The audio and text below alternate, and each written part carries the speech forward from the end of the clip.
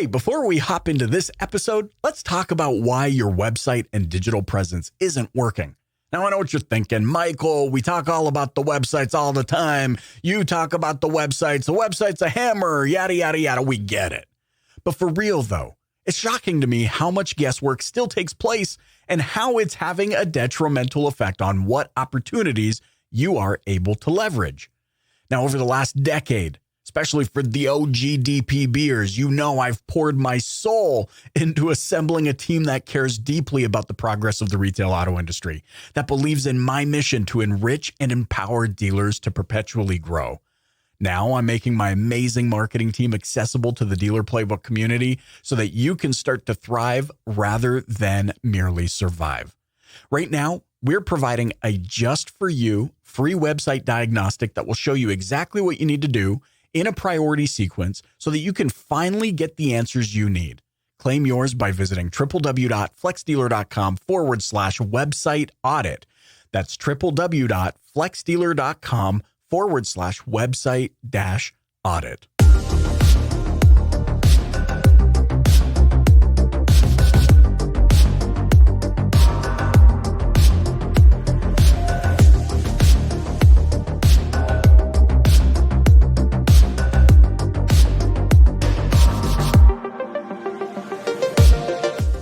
You bring up something that is really the secret to business, right? Like, oh my gosh, growing profitable business. You could have the best pricing, the worst pricing, the most mediocre pricing, the most mediocre inventory. You sooner or later need to understand people are coming for you. Yes, people want to buy from people. Yeah. Yes. I'll actually tell you this great story that really plays into this idea. So I jumped out and started my agency in 2003. And really for the first 6 months, I was very lucky. I had some clients that came right on board quickly. But for the first 6 months, my husband was working and keeping us afloat. I had gone from a really nice salary to almost nothing monthly. And I started on a lot of boards because I really believe, again, even in my early 20s, I really believed in giving back. And I really believed that I was here to do that. So I was on a lot of boards. And I remember there was about this week time I was 6 to 8 months in, and I was thinking, man, I don't know, maybe I should just go back to the workforce. Maybe this isn't going to work out. Maybe I shouldn't have jumped into my own agency. And about that time, I got a phone call. Greg Roderick, he and I are still great friends. He was on the board with me. At the time, it was the cystic fibrosis board. I didn't know, but Greg's wife had cystic fibrosis, and that's why he was a member of the board. And he gave me my first monthly retainer that helped create and build the rest of my business. Wow. And we're still friends, but that came from me being on the board of the Cystic Fibrosis Foundation. So this is what we're talking about. He didn't even know what I did. He's like, I don't know what you do. I just appreciate that you're giving back, and I'd like to give back to you in some way. So that's the clearest example I can think of this man basically saved my agency. I would have gone back to a company, and he did it because we were on a board together, and he liked that I was volunteering my time. I have this vision of one day when all of this is said and done, and I'm like, you know what? Cirillo's just going to be wherever the heck he wants to be, because I think we all kind of want to get to, Yeah. I'm still going to be working, but maybe right. It's on my favorite beach somewhere. Maybe it's from a boat in the middle of the Caribbean, right? I got to tell you, everything that you're saying to me really resonates because I've seen the truthfulness in my life. So the vision I have is one day, all of us, Laurie's family, Michael's family, whoever else we got to build relationships with, we're just chilling on a beach somewhere, sipping our favorite margaritas, right? Laughing and talking about how amazing was that. Yes. And just reminiscing and talking about anything shy of that. So that whether that happens or not, I don't know. But whether it's a client partner, a friend, an acquaintance, I just have this vision of that sunny day, the sun's just going down. There's music in the background that we love. Yes, I love it. I'll be there. You know what I mean? And we're all just that was just amazing. Right. Well, and what you're really talking about here is building friendships. Again, it's like, wouldn't it be great to feel like you don't really have any clients, you have friends.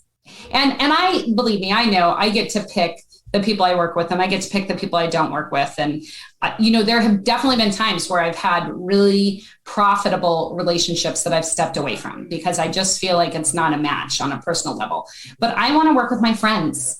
I don't want anyone to feel like clients. I want them to feel like my buddies. And so as a result, right now, my entire client base are friends. Yeah, it's lasting. I think there's this misnomer in business that you can't work with friends.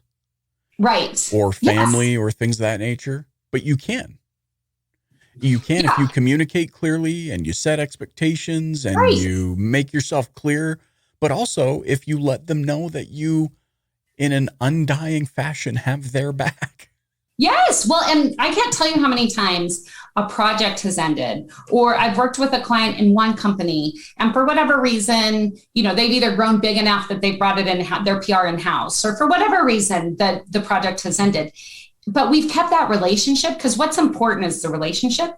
And then having them they'll go to a new company and bring me in and say, oh, I just have always remembered that, like, we have continued to be friends, and that's important to me. So I'd like to bring you into this new opportunity.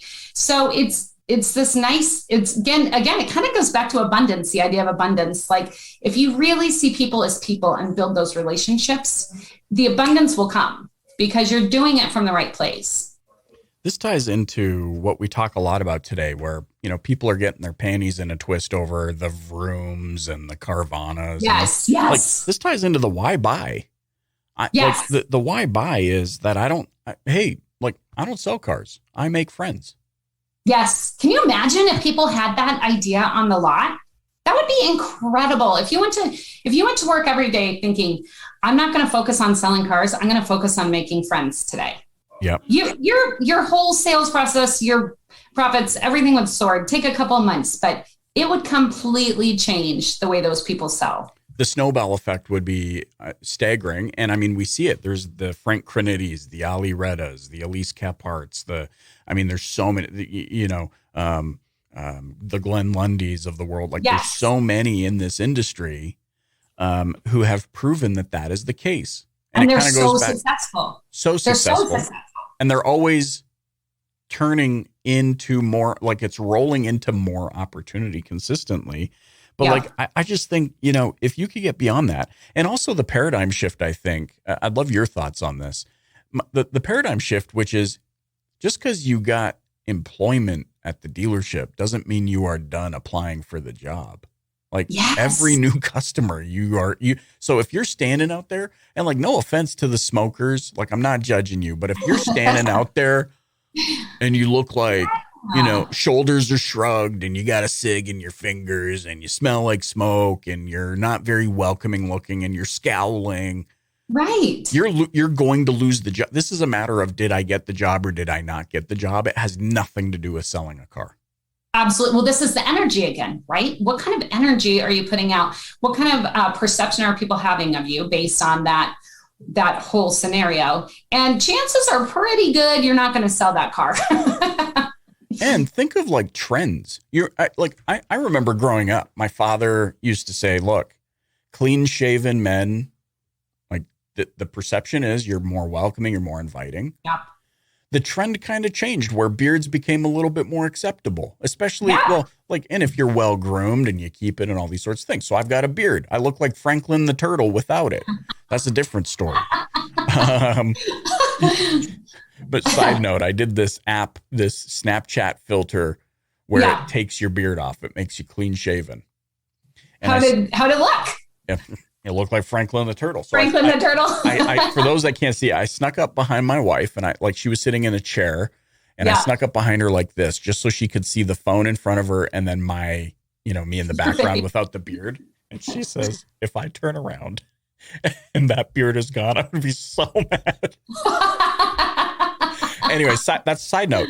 But here's where I'm going with this. You know what trend has not changed in over 100 years? The fact that if you smell like cigarette smoke and don't look happy and smell bad, people do not want to be around you.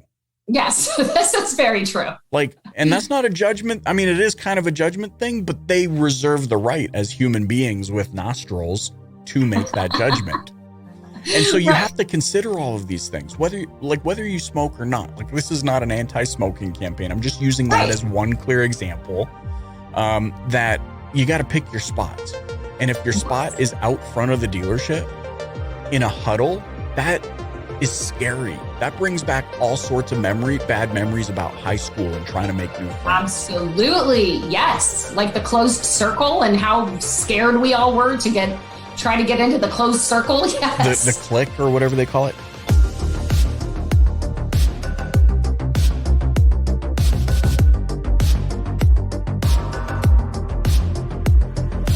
I'm Michael Cirillo, and you've been listening to the Dealer Playbook Podcast. If you haven't yet, please click the subscribe button wherever you're listening right now. Leave a rating or review and share it with a colleague. If you're ready to make big changes in your life and career and want to connect with positive, nurturing automotive professionals, join my exclusive DPB Pro community on Facebook. That's where we share information, ideas, and content that isn't shared anywhere else. I can't wait to meet you there. Thanks for listening.